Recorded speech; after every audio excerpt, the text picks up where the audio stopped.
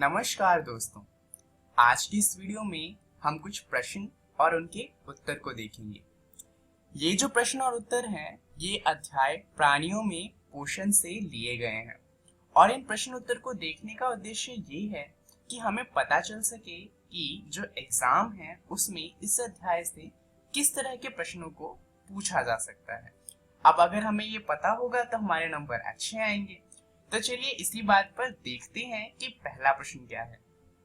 पहला प्रश्न है, अमीबा अपने भोजन को किस अंग द्वारा प्राप्त करता है। अब ये वन वर्ड क्वेश्चन है, इसका एक वर्ड का आंसर होता है, तो आपको इसमें ज्यादा कुछ नहीं लिखना, सीधा उत्तर लिखना है। तो आप उत्तर लिख सकते हैं, अमीबा अपना भोजन कूटपाद द्वारा प्राप्त करता है। ये सवाल 1 नंबर में पूछा जाएगा और सिर्फ इतना लिखने पर आपको पूरे नंबर मिल जाएंगे। चलिए देखते हैं दूसरा प्रश्न क्या है। दूसरा प्रश्न है, मानव में पाचन तंत्र के सभी अंगों के नाम बताइए। तो यहाँ पर आपको जब हम खाना खाते हैं तो पाचन तंत्र मुंह से शुरू हो जाता है और जब हम खाने को बाहर निकालते हैं यानी कि बड़ी आंत, वहां पर जाकर जो हमारा पाचन तंत्र है वो खत्म होता है। तो इसके बीच में जितने भी अंग आते हैं आपको उन सभी के नाम लिखने हैं। आप लिख सकते हैं कि मानव में पाचन तंत्र के सभी अंगों के नाम हैं। सबसे पहले आ जाएगा मुंह, जहां से हम खाना खाते हैं। उसके बाद आएगा ग्रास नली, क्योंकि मुंह से खाना हमारे पेट तक ग्रास नली से होते हुए जाता है। उसके बाद आएगा हमारा आमाशय, जिसे हम पेट कहते हैं।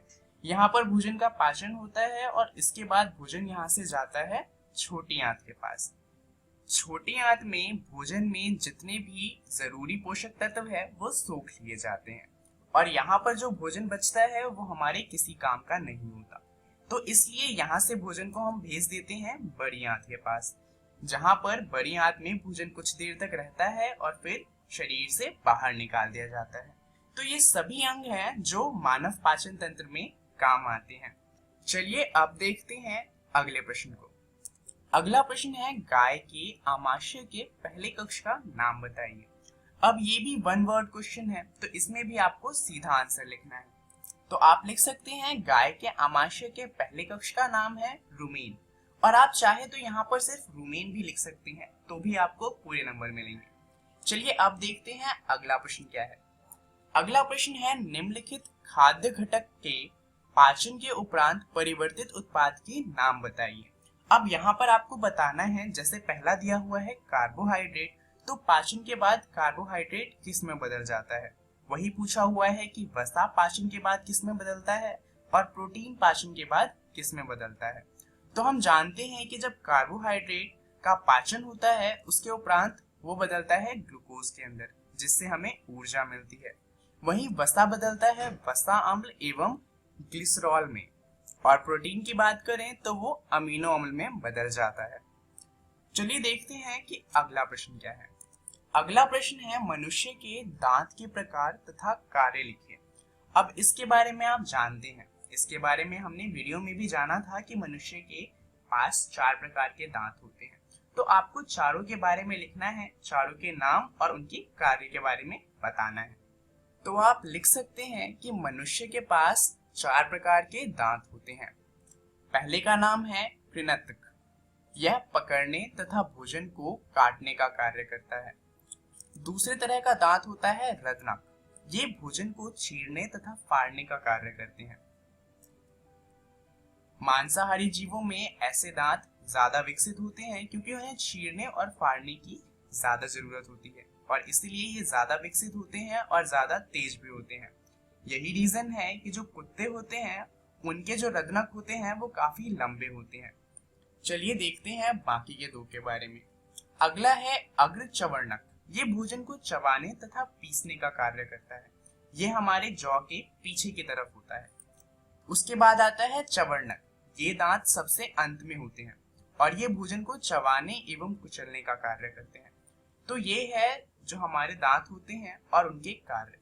चलिए देखते हैं अगला प्रश्न क्या है। अगला प्रश्न है, अमीबा में पोषण को सचित्र बताइए।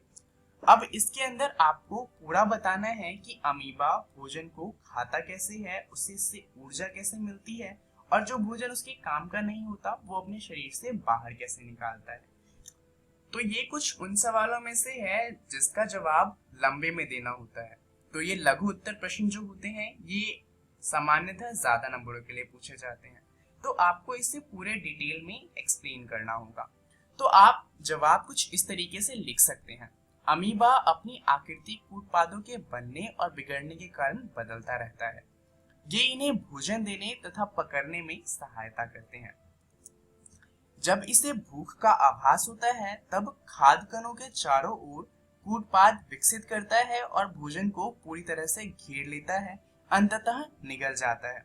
जैसा कि आप जानते हैं जो अमीबा होता है उसे जब खाना दिखता है तो उसे चारों तरफ से घेर लेता है और फिर उसे खा जाता है। तो यहाँ पर भी वही लिखा गया है। खाद्य पदार्थ खाद्यधानी में फंस जाते हैं। खाद्यधानी में पाचक रस स्रवित होता है और ये भोजन पर क्रिया कर उन्हें सरल पदार्थों में बदल देता है। पचा हुआ खाद्य पदार्थ अवशोषित हो जाता है जो अमीबा के रखरखाव में उपयोग होता है तथा बिना पचा हुआ भोजन खाद्यधानी द्वारा बाहर निकाल दिया जाता है। तो अमीबा कुछ इस तरीके से अपना भोजन खाता है, तो आपको भी कुछ इसी तरीके से अपना उत्तर लिखना है। चलिए देखते हैं अगला प्रश्न क्या है। अगला प्रश्न है, क्या हम केवल हरी सब्जियां एवं घास खाकर जीवन निर्वाह कर सकते हैं? अब शायद आपको लग रहा हो कि हरी सब्जियां और घास खाकर जीवित तो हम रह ही सकते हैं, परंतु दरअसल इसका आंसर है नहीं, ऐसा नहीं हो सकता। चलिए जानते हैं इसका रीजन क्या है। दरअसल हम केवल हरी सब्जियां एवं घास खाकर जीवन निर्वाह नहीं कर सकते, क्योंकि मानव घास में उपस्थित सेल्यूलोज का पाचन नहीं कर सकता। दरअसल घास खाने वाले जीव जो होते हैं जैसे कि गाय, बकरी, ये सेल्यूलोज का पाचन कर सकते हैं। अब क्योंकि मानव सेल्यूलोज का पाचन नहीं कर सकता तो वो कितनी भी घास क्यों न खा ले उससे कोई भी ऊर्जा नहीं मिलेगी। अब बात करें सब्जियों की, तो हमारे शरीर को अन्य खनिज लवण की आवश्यकता होती है जो केवल हरी सब्जियों या घास से पूरी नहीं हो सकती। अब जो खनिज लवण हमें सब्जियों से नहीं मिल सकते उसे हमें किसी तरीके से तो लेना पड़ेगा, और अगर हम सिर्फ सब्जियां ही खाएंगे तो वो खनिज लवण हमें कभी मिलेंगे ही नहीं और जो हमारा जीवन निर्वाह है वो असंभव हो जाएगा। तो ये कुछ सवाल थे जिस तरह के सवाल आपके एग्जाम में पूछे जा सकते हैं। आप इन सवालों की प्रैक्टिस कीजिएगा और ऐसे और सवालों की प्रैक्टिस कीजिएगा ताकि एग्जाम में अच्छे नंबर आ सके। इस वीडियो के लिए इतना ही। धन्यवाद।